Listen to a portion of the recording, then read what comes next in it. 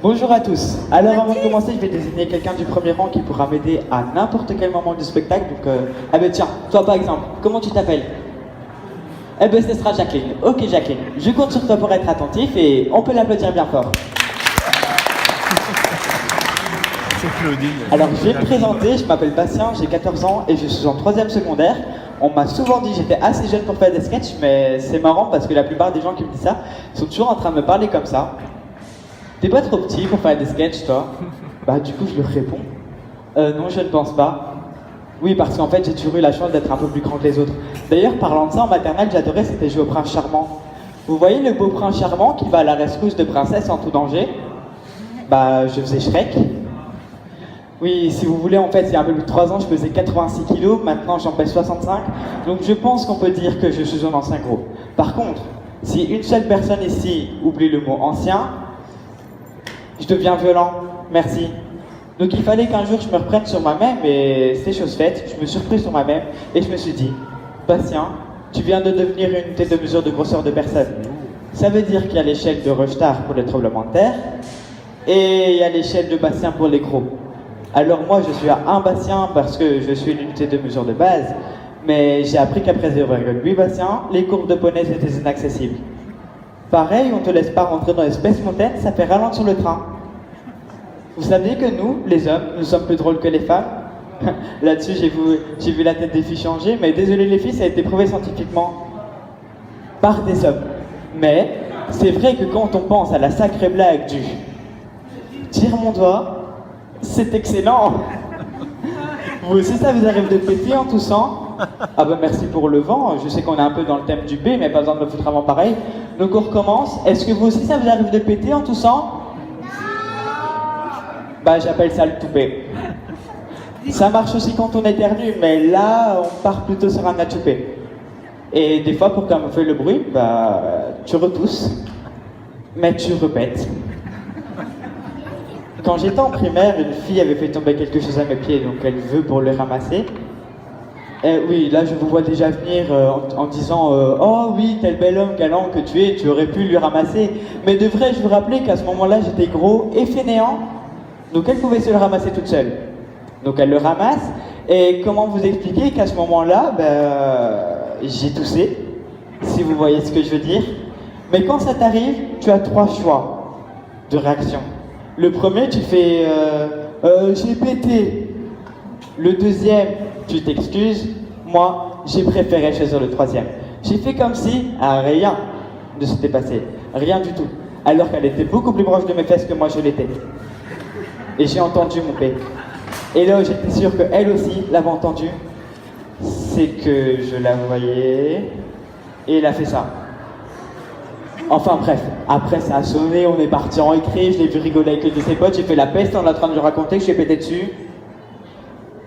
Il y a pas longtemps, je marchais dans la rue avec un ami à moi, et il me fait oh, regarde celle-là, elle, vu comment elle est habillée, faudra pas qu'elle s'étonne, ça se fait violer. Je le regarde, faudra pas qu'elle s'étonne. C'est censé être la première émotion qui lui viendra après un viol.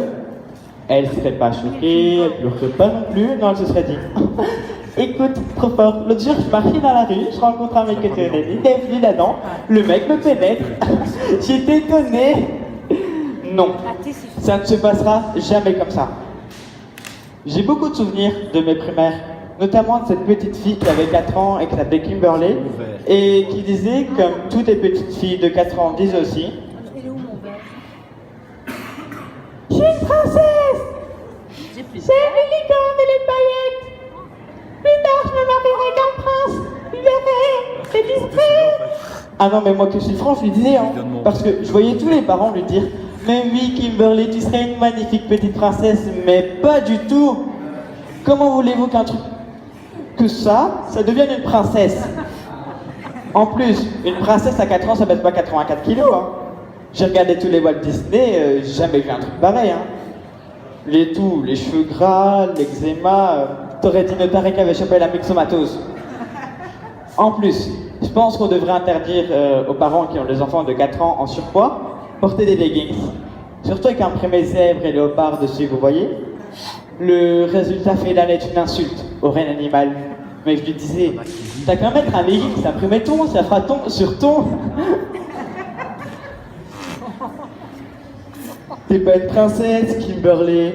Plus tard, tu te marieras avec un débile qui fait du tuning sur sa R12, et toi, tu seras caissière chez Lidl, hein. C'est la vie, Kimberly.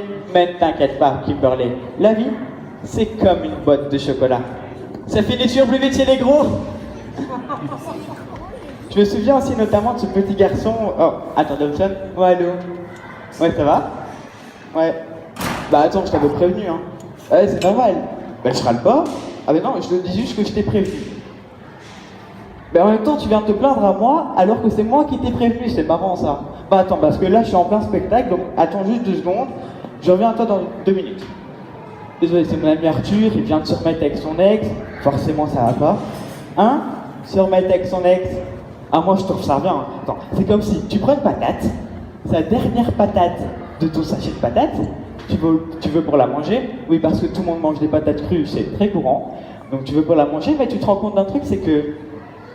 Oh, elle est périmée. C'est pas grave. Tu la remets dans ton armoire, t'attends, ça va? Et toi, ça va? Tu la ressors 6 mois plus tard et tu goûtes pour voir si elle est bonne. Eh ben non, elle est toujours moisie. Mais ça, c'est à cause de la date de péremption.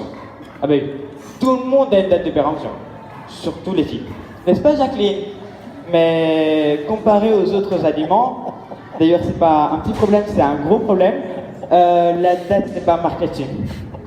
Et généralement, bah, tu la découvres le jour même. Bon, attendez, du coup, je reviens à mon ami Il est Arthur. caustique quand même. Oui. Ah bah écoute, ça cartonne.